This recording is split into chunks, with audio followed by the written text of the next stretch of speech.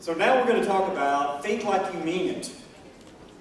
What in the world? We're going to talk a little bit about logical thinking. Here's an example of a logical argument. Some guys are bald. Richard is bald, therefore Richard is some guy. That follows logically, right? Here's a t-shirt I've threatened to get. I actually saw this in a store window. I'll try to be nice if you'll try to be smart. That's probably not very Christ-like, is it? Now, I shared with the group last night that all of my presentations that you see here at the conference, if you come to the breakout sessions, for example, even the ones there, I put as PDF decks on my website, so you'll want to go to my website here. So this is richardghowe.com. You go there. Up at the top, at the tab, you'll see resources. Click on that. It'll take you to a page. I didn't mention last night, but you're welcome to check any of these others. Papers there, this is my little trusty little pointer, you can hardly see that, are just papers I've written, others have written. Some of them are PDF that you can download. Others are links to things on the internet, so you're welcome to look through that. Multimedia, as you would expect. There are things from me, debates, MP3s, MP4s. There are also links to things on the internet, so I invite you to scroll down. The Midway Community Church is my church. I live in Cumming, Georgia. My church is in the next community called Alpharetta, Georgia. And so it's things that I've done over the years for my Sunday school class or our men's group or whatever. So you're welcome to get most of those or anything there for. And then, of course, the one that's relevant for our purposes right now are the PDF decks. If you click on that, what those are PDF files of the PowerPoint slides.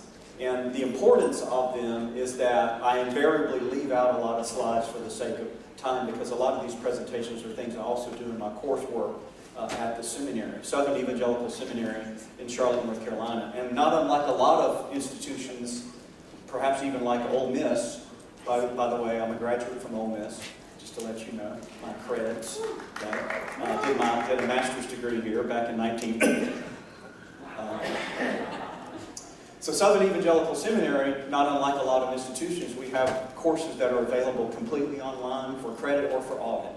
So if some of the philosophy that's come up slightly in some things I've said, some things Brett said, perhaps I know some things that Tim has said that intrigue you about some of these philosophical concepts, I'm actually teaching a course next month that lasts 1 week on classical philosophy. It's basically a crash course in introduction to philosophy, so you're welcome to do that. By the way, for our purposes this morning, you'll want to find the Think Like You Mean It, Exposing Logical Fallacies PDF. And perhaps not enough has been said. First of all, now Tim mentioned the quantum vacuum. Personally, I prefer a Kirby vacuum, but that's just me. I get a lot, they seem to clean a lot better than the quantum vacuums, but whatever. But maybe enough hasn't been said. I don't know how many of you know this, but the sort of impetus behind the weekend here is largely from the campus Christian group Ratio Christi. So Ratio Christi is a campus apologetics alliance. It was started out of the seminary that I teach at, Southern Evangelical Seminary. And in its first few years of existence, it was actually tethered to the school under the auspices of our missions department. Eventually, after a few years, it became viable. They cut the umbilical cord. It was off and running as its own organization. It has grown now to close to 200 college campuses around the world. I just returned from a 5-week speaking tour in South Africa and spoke at their 3rd annual Ratio Christi National Symposium in South Africa. So just to let you know, this is a global movement that's just ignited this fire of enthusiasm among campuses. And when Ratio Christi started, the tagline was a student apologetics alliance. But they started realizing there's another target group that needs to be addressed, and that target group was really near and dear to the heart of the current president of Ratio Christi, Dr. Corey Miller, who is an academic. And he said, we also need to include the faculty too. And so there's actually a faculty aim of Ratio Christi. It's not just students, it's also faculty. And there are two different operations going on. So that's why they changed it from Student Apologetic Alliance to Campus Apologetic Alliance. So now there are Ratio Christis in state universities all across the U.S. and now it's penetrating other countries like, for example, South Africa. So I'm just so excited. I'm on part of their Speakers Bureau. I'm not on staff at Ratio Christi, but I get to speak at a lot of them, particularly around the Southeast, from North Carolina State University over here to Ole Miss and other places too. So, all right, so what are we going to say about thinking and logical fallacies? Well, let me give you a little logic test here, but here's the thing. If you figure the puzzle out, don't say anything out loud because you'll ruin the puzzle for somebody else. If you think you figured it out, then I say raise your hand. You don't have to raise your hand. You can just sit there and bask in the glory of your logical prowess, okay, and stuff. But just to see if you can catch the mistake here, all right? So watch this. Watch what happens.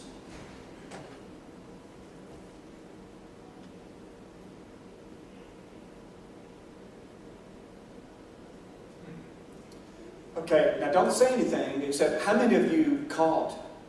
All right, got a few that caught it. Let's see it again.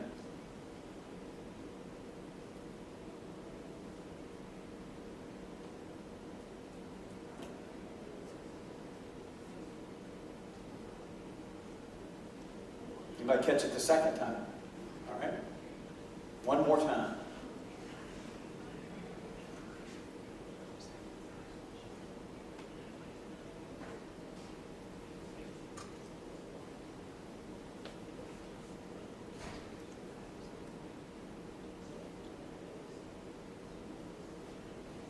Anybody new who caught it the third time? All right, here's the mistake. Do you see the two V's up there? I fooled you, didn't I? Because I got you looking somewhere else. Well, that's not fair. Earlier versions of this presentation was actually titled Don't You Believe It, because I'd stolen the title from a book that I recommend called Don't You Believe It by A.J. Hoover. The last time I checked, this book was actually free now as a PDF, so if you Google it, you perhaps maybe still be able to find it on Professor Hoover's website. It's a great little guide for common fallacies in logical thinking. We'll say a little bit more. If you want something more in-depth than what Hoover does, this is more like just a real summation, real quick, succinct summation, then I would recommend to you Come Let Us Reason by Norm Geisler and Ronald Brooks. Norm Geisler has been my mentor since the 80s when I studied under him at Dallas Seminary, and he was the co-founder of Southern Evangelical Seminary in Charlotte, where I still teach part-time, even though I'm retired from full-time teaching. Now, if you want even deeper than that, than just a good reconnaissance of logic, and you say, give me some of the philosophy that undergirds why human thinking is what it is and needs to be the way that it is. And probably the best book I've seen, unprecedented in this regard, is Peter Kreeft's Socratic Logic. A logic using Socratic method, Platonic questions, and Aristotelian principles. And this is actually a textbook we use at the seminary. And don't let if you're not familiar with philosophy, don't let the throwing out the names of the philosophers intimidate you. It's an incredibly readable and accessible text. Kreeft is writing this for non-technicians, so I highly recommend it. But after having read that, or you already know, look, I need the 200-proof textbook in the philosophy of logic. If perhaps you're already a philosophy student, then I think you can find nothing better than Henry Babcock Beech's Intentional Logic, a logic based on philosophical realism. Oh, can't wait to curl up with that one tonight. Honey, you want to go out for dinner and a movie? Are you kidding? Man, I'm reading Henry Beech's Intentional Logic. Who would want to go out for dinner and a movie with this one? It's a page turner. I can't put it down. That's what one guy said. He had a book on gravity. He said, I got this book on anti-gravity. I said, I can't put it down. I know, that's bad. I didn't make that one up. So we want to distinguish, for the sake of cataloging from this point forward, when we talk about logical fallacies, they broadly fall into two families, formal and informal. We're going to talk about informal in our time together this morning. But I want you to know what the distinction is, because it's handy in understanding informal fallacies to know what they're not trying to address. So what's the difference? Well, not surprisingly, formal logical fallacies are mistakes stemming from the a violation of the rules of formal logic, whatever that is. Formal logic would probably remind you of mathematics. It got these axioms and theorem kind of looking things, symbolisms and these stuff. And so it has to do with the formal structure. So formal logic deals with the form or the structure of an argument. It's concerned with the particular relationships between premises and how those premises relate to the conclusion. And it's concerned about that relationship regardless of the content. That's why you can take an argument in formal logic and symbolize it, X's and Y's and P's and Q's, because it doesn't matter in the formal logic what the X or Y stands for, because it's the form of the argument in formal logic that you're analyzing, not the content. So formal arguments can be fully analyzed even if the argument is represented by symbols and variables. In fact, this is from my doctoral dissertation at the University of Arkansas, where I wrote on one of Thomas Aquinas' arguments for God's existence. And I'm writing, and my director came up to me and said, well, you need to schematize Aquinas' argument. I was like, really? Okay, so I worked on that for weeks to try to distill the form of the argument in symbolic notation. So that's the argument. Here's the solution. Or I should say, here's the proof. So the G at the very bottom on line 17 is God. Basically, that's what he's done. From all those first 7 premises and then the 8 through 16 derivations, you come out with God. So, it doesn't matter what the P's and Q's, the O's, the G's, it doesn't matter what they stand for as far as the form of the argument. So whereas formal fallacies then stem from an error regarding the form or structure of an argument irrespective of the premises, what we're going to be focused on are informal fallacies, because they arise almost exclusively from the relationship of the content of the argument and the context in which the argument is advanced. So it's the difference between form on one side, which we're not going to focus on primarily, versus content/context. That's what's going to make the difference. Just a few observations before we get into specific common informal fallacies that we may encounter and indeed may even commit if we're not careful when we're trying to advance the cause of Christ. Suppose you said this. Suppose I said, if X is bigger than Y and Y is bigger than Z, then what could you conclude? That X is bigger than Z, right? It doesn't matter what X, Y, and Z are. If X is bigger than Y and Y is bigger than Z, it follows necessarily that X is bigger than Z.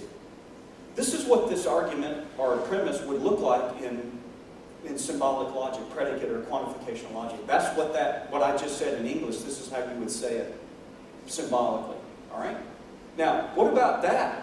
That compared to this. If X is the mother of Y and Y is the mother of Z, then does it follow that X is the mother of Z? Well, of course not. In fact, it's false. In fact, it couldn't be that if X is the mother of Y and Y is the mother of Z, that X is the mother of Z. X would actually be the grandmother of Z. But if you formally write those out in symbolic notation, they are exactly the same form of argument. All I did was change the B, bigger than, to M, mother of. So why is that the case then? How is it that the form could be intact, but the argument still be wrong? It's because of the nature of reality. That bigger than is a different kind of relationship in reality than mother of. And even though if I symbolized it, I could do the X, Y, Z, and it would look exactly the same. It's the actual meaning of the relationship in reality. What it is to be bigger than something is different than what it is to be the mother of something. Now you might go, how you have an uncanny grasp of the obvious here. But people would be surprised maybe how this simple observation that, well, really, when it comes to these informal fallacies, we're interested in content and meaning. A lot of people would be surprised that sometimes this is lost on academics. That the nature of reality itself is what sets the game rules and the boundaries of what we're going to think and believe. That's what things have to work themselves back to, is the real. One thing I discovered in teaching logic over the years, I taught logic at Ole Miss, I've taught at Mississippi State, I've taught at Marquette University and University of Arkansas as a student TA, working on my graduate degree, well, not at Mississippi State, I was just an instructor. But one of the things I discovered about teaching informal fallacies to students was a syndrome that arose that I went on to call the med school syndrome. I'm sure maybe there's some MDs here with us this morning. Likely all of us know an MD, perhaps from your church or perhaps from having gone to the doctor recently. And I've never gone to medical school, but I know this from personal experience, that if I start reading about some disease, then I start getting those symptoms. You ever done that? You're like, and so, this disease, and you start feeling like, oh, I think I feel that. I might have that disease. And then you keep reading, and it's only confined to one-legged aboriginal females. Okay, well, I guess I don't have that disease. So in other words, it's sort of this hypochondriasis where you read about diseases and you start thinking you're getting the disease. And I started realizing students trying to learn informal fallacies so they could detect them in others erroneously started seeing almost everything somebody said was a fallacy of some sort. So you don't want to do the med school, you don't want to start learning these fallacies, and then every time somebody opens their mouth, oh, you're begging the question, oh, you're appeal to authority, oh, you're appeal to pity. So a person has to make sure that whatever we're criticizing as a fallacy actually is a fallacy. The trick is, though, it isn't a matter of just simple rules. It's a matter of context and content, which makes it a little bit slippery and tricky. When somebody says a comment, you've got to understand it in its context. Maybe it doesn't mean what it seems like it means once you read it in context, for example. So, because of that, there's nothing, for example, necessarily wrong with using passion and emotion in conveying your views and arguments. You can be impassioned. But it would be a fallacy when the emotions seek to serve as a surrogate for evidence and reason. You know, the old joke where the pastor's reading his notes and he's preaching a sermon and he has a note to himself, weak point here, pound pulpit loudly. You know, that would be fallacious because you just start going, you get real loud and you persuade people illicitly by the emotions and not by the rules of reason. So, given that, here are some, you may recognize the names of some of these fallacies before we actually talk about any. Not every expression of pity is an appeal to pity fallacy. There is a fallacy, informal fallacy called the appeal to pity. Whatever that is, it isn't just the expression of pity. This is what would happen with students. Well, I feel pretty sorry. Oh, appeal to pity. Well, no, not every expression of pity is an appeal to pity fallacy. Not every appeal to authority is an appeal to authority fallacy. There is a fallacy called the appeal to authority, but it isn't merely appealing to an authority. That's not what makes it a fallacy. Not every ad hominem argument is an ad hominem fallacy. Whatever an ad hominem is, all right? We'll see some of these perhaps in a minute. There's also, as another observation, the difference between whether what somebody says is true or false, and then whether the person saying it is credible or believable or not. This is why, for example, in court cases, felons are considered suspect. Not because, if a felon got on the court stand and said 2 + 2 is 4, you wouldn't go, well, he's a felon, so I guess 2 + 2 isn't 4. No, it doesn't mean felons can't tell the truth. It just means that by the weight of legal evidence, a felon is less credible in terms of testimony. So there's a difference between whether what somebody says is true or not, and then whether the person saying it is believable and whether it's reasonable to believe them or not.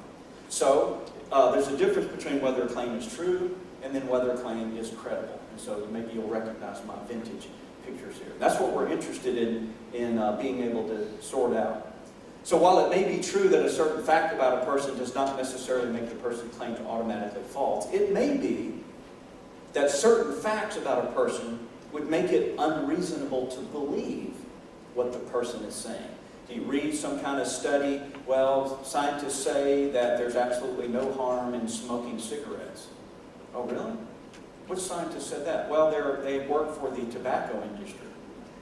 Well, if you discovered that the scientific research that was done was funded by the tobacco industry, that doesn't in itself make the research false, but it might call it into question as to how credible it is if you thought they had an agenda, for example. In fact, the reverse of that is very significant in biblical apologetics, Because if somebody says something that you think they had every reason not to say, that actually is evidence of all the more of their credibility. And this comes in, for example, when we argue for the testimony of the New Testament writers. Because we know, well, their proclamation that Jesus rose from the dead was actually endangering their own lives. And all of the apostles, except one that we know of, died a martyr's death. So you know that if people were saying things that they knew was endangering themselves, it's almost impossible to think that they're lying. They at least believed what they're saying. Even if you think that they're still wrong, you can't say, well, they were just making this up. Well, they would make up a story that goes against their interest. In the sort of the reverse of, well, someone might make up a story if it was in their interest. That's what we're concerned about here. So what are some of these fallacies here? You don't just simply walk into arguments. So those of you who are Lord of the Rings fans out here get that joke, perhaps. Norm Geisler used to tell us when we were in his classes, brilliant people make mistakes brilliantly. Because we would sometimes be dumbfounded at how certain philosophers could be what appeared to be such a ridiculous statement. Well, they're seemingly so profound and intelligent. And he said, well, brilliant people make mistakes brilliantly. So I'm going to do these in no particular order, and I'm just going to select some, but get the PDF deck, and there are a lot more that I deal with. One of them is called the selection effect.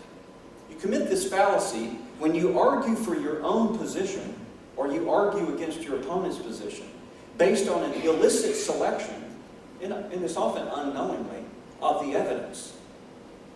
So some kind of something in you is making you either deliberately or accidentally overlooking some of the evidence.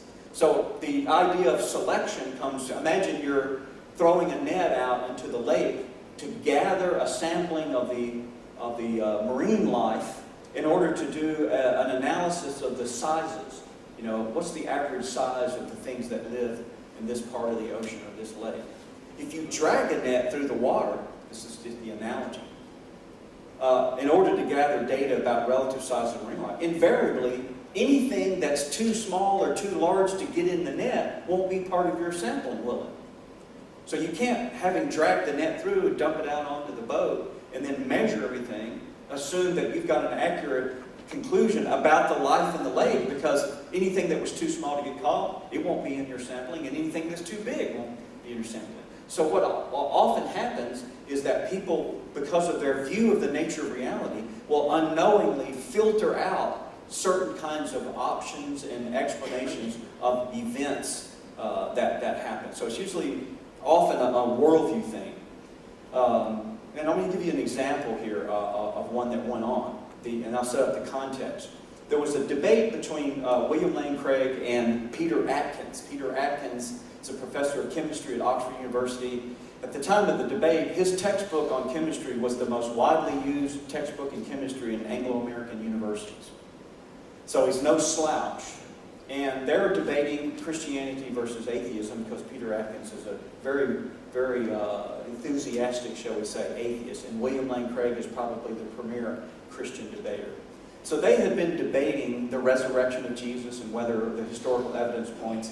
And in the midst of that discussion, someone brings up the example of the claims of miracles at Lourdes, where people have claimed to make pilgrimages to Lourdes and they get healed of some disease. And so that's sort of an illustration of miracle claims in light of their implication for the resurrection as a supreme miracle. So they asked Peter Atkins what he thinks about these claims. And here's what he says. There are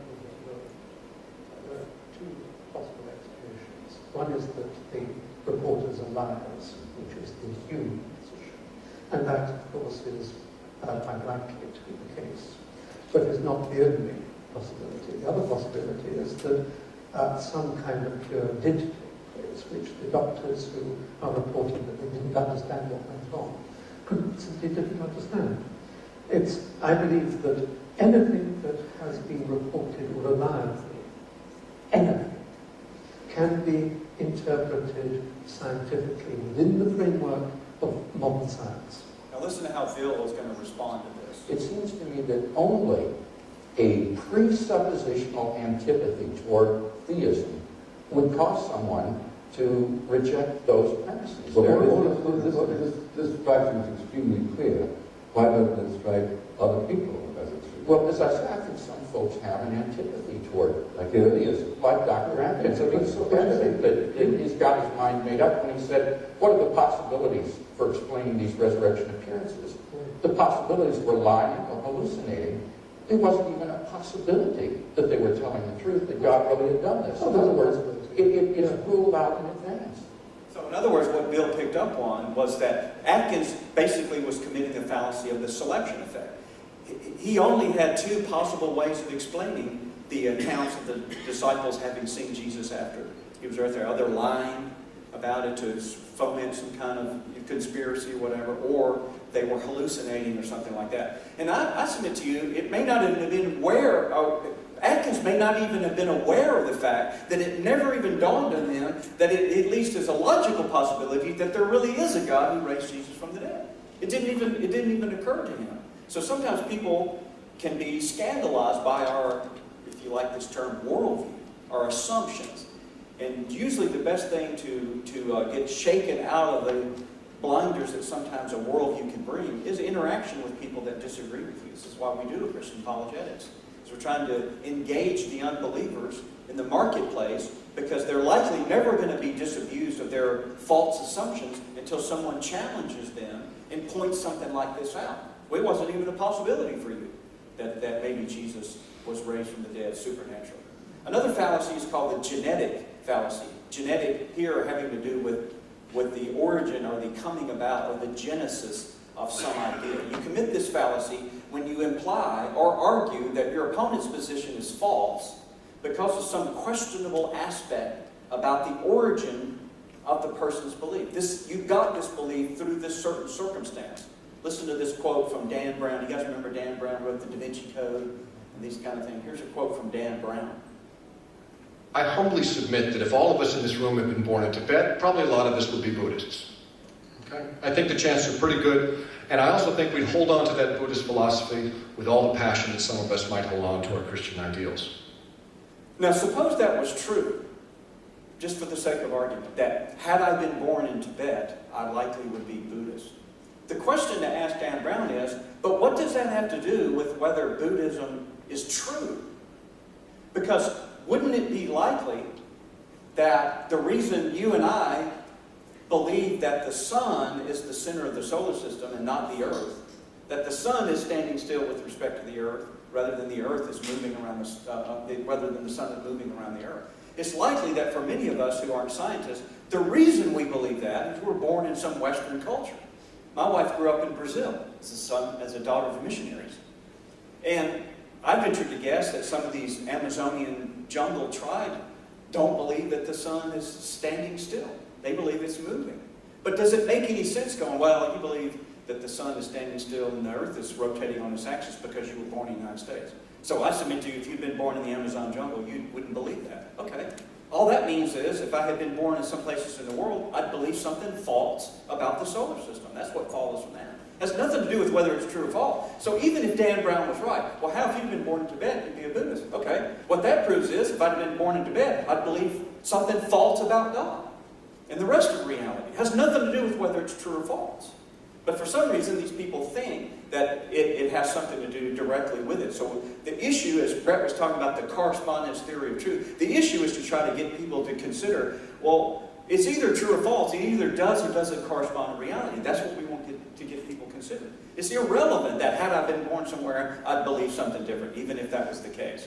Another fallacy is actually a pair that play off each other. The fallacies of composition and division. Fallacy of composition and division. Here's what they are. They're just basically the same fallacy going in reverse.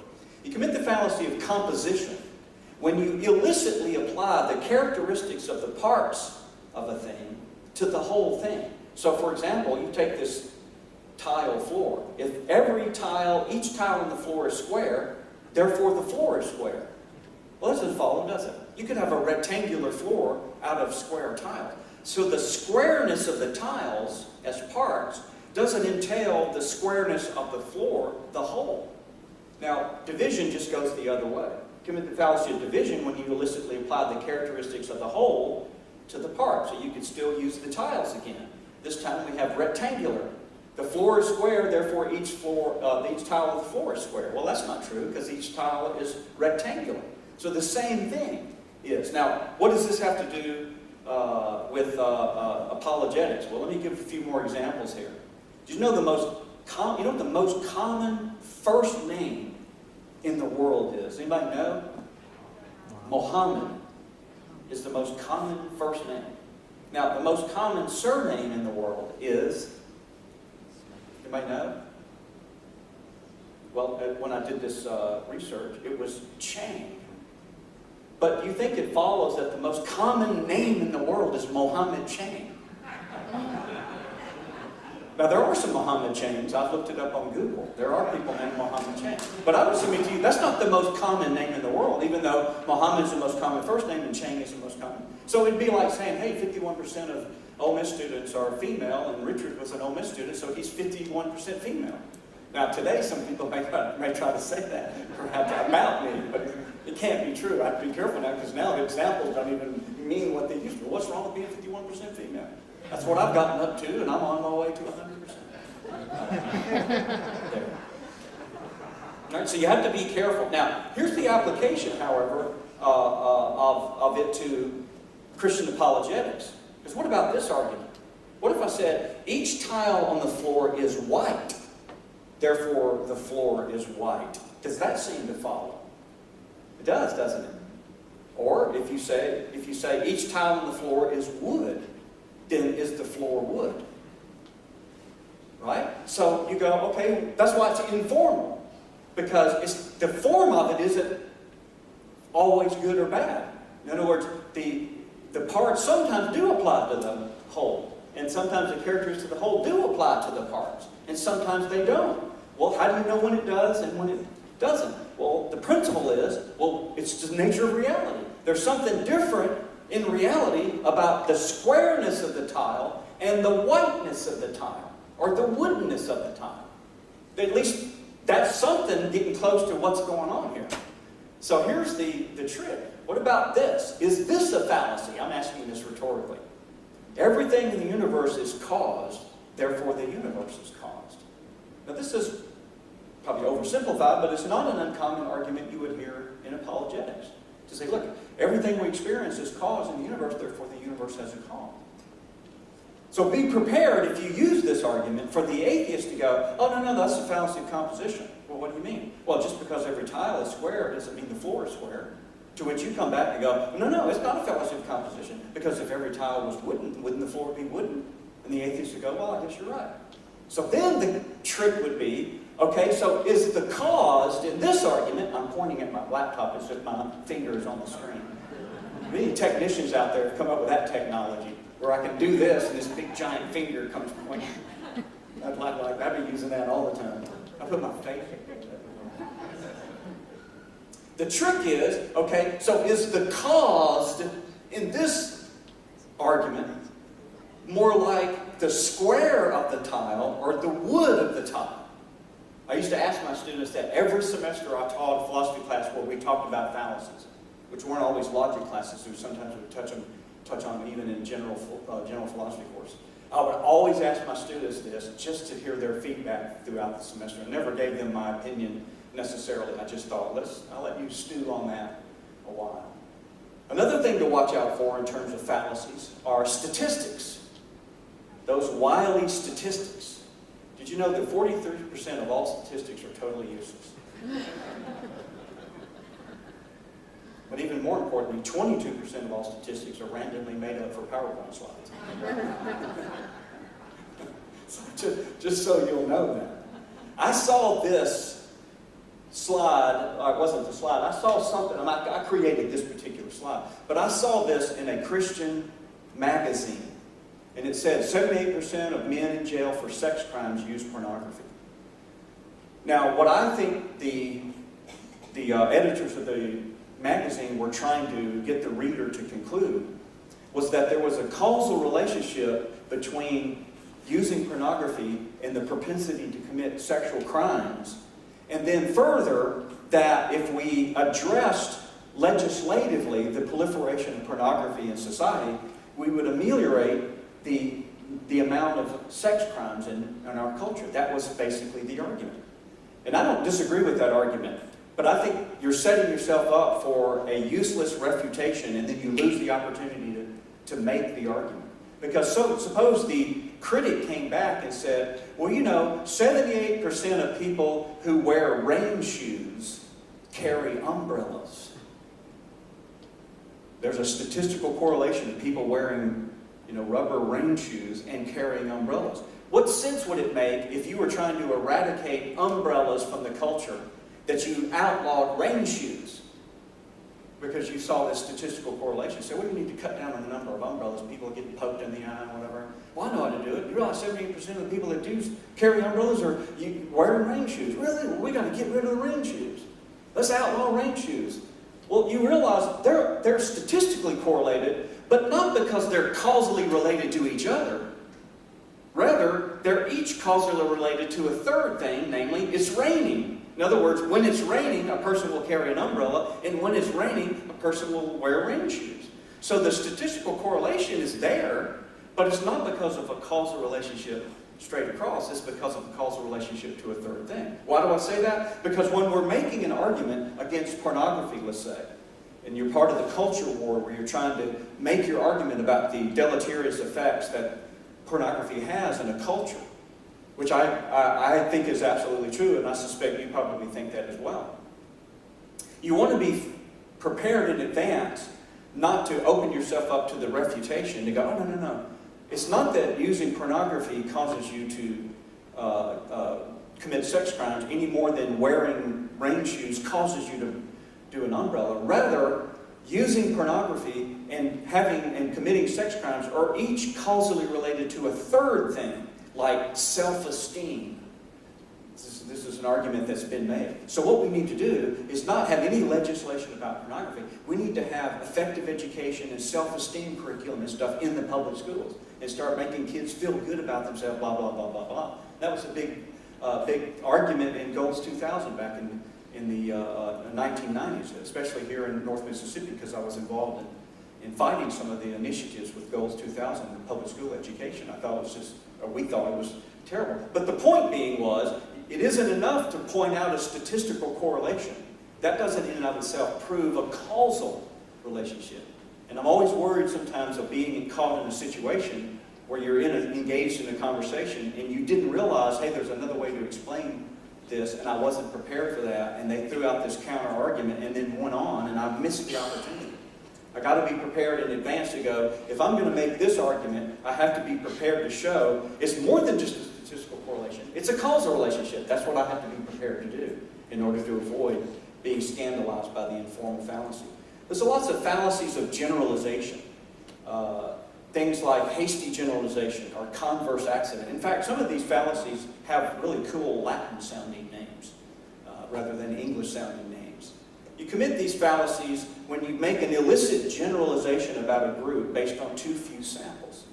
It's the same thing as bigotry or stereotyping, where you extrapolate from a few examples of a race to the generalization about that race. Sometimes you can extrapolate about things. You just have to be careful that you're not oversimplifying and making a leap. Another type of generalization is the fallacy of accident. I'm going to give you an example of that here. You commit this fallacy when you illicitly apply a legitimate generalization to a specific or accidental exception. For example, suppose someone said, birds fly, penguins are birds, therefore penguins fly.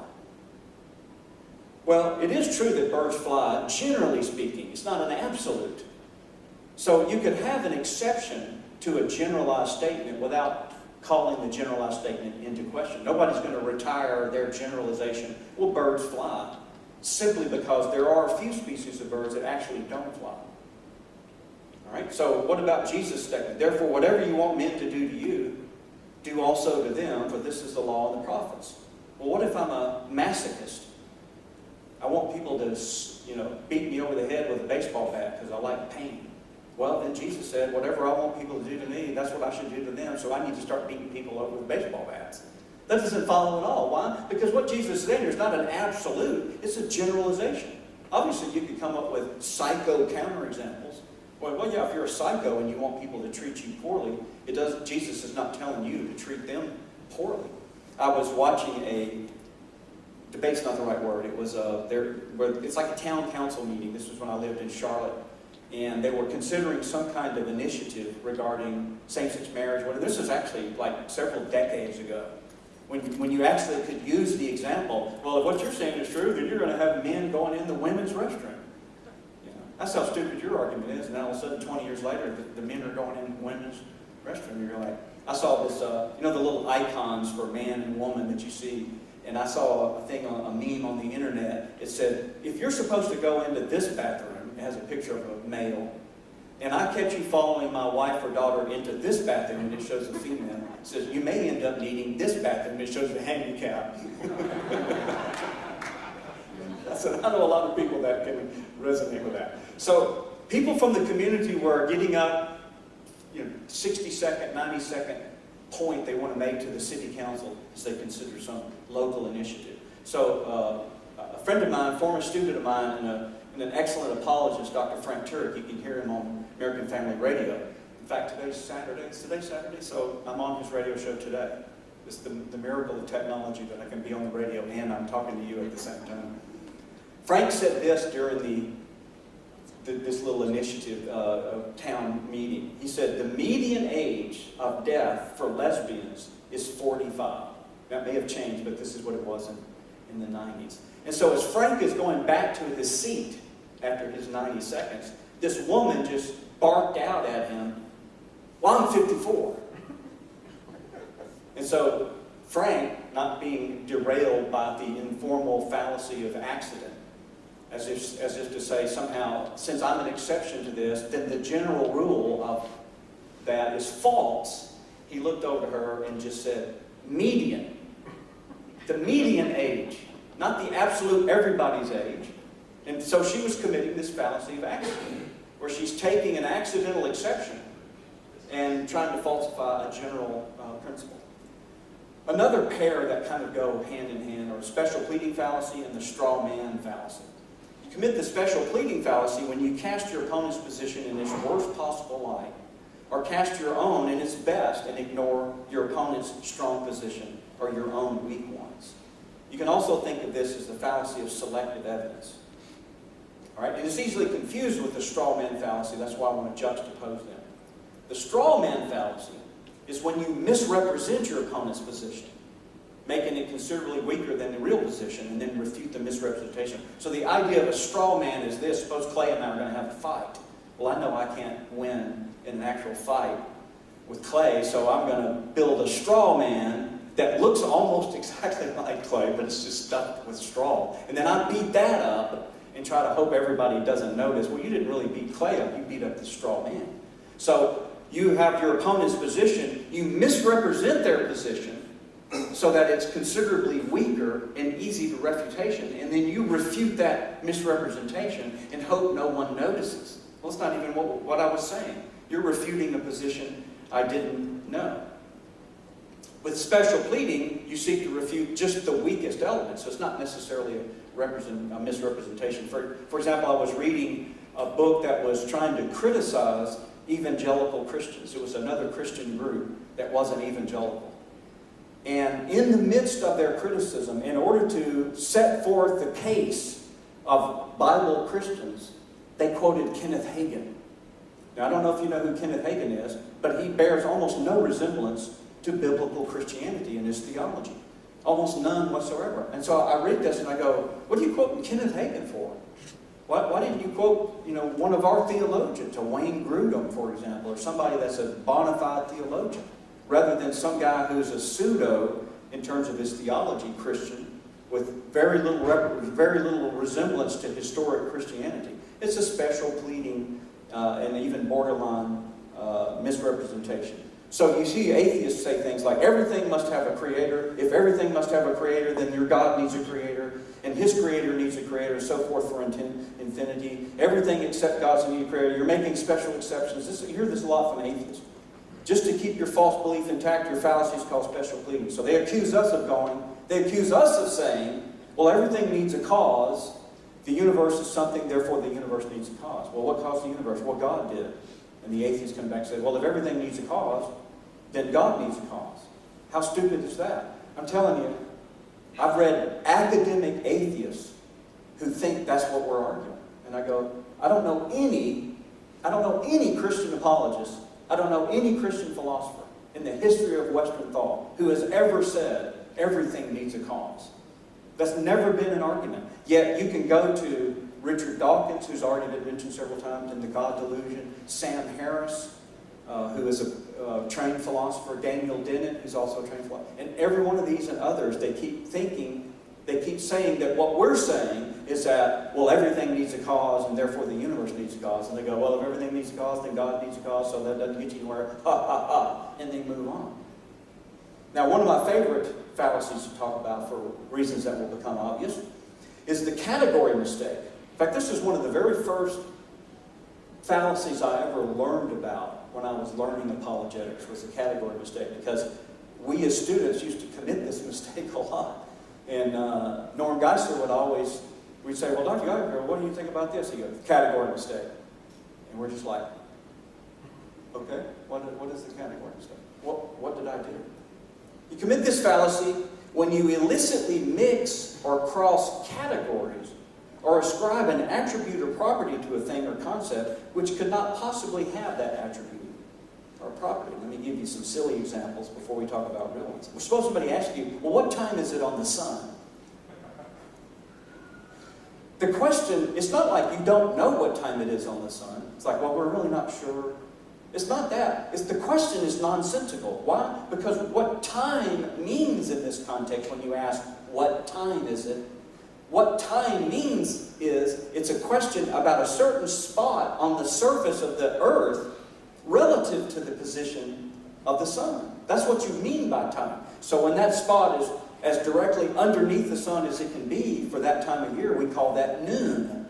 But if it's slightly off, then it's 1 p.m., 2 p.m. That's what we mean by time. So to ask, what time is it on the sun, is incoherent. It's called a category mistake.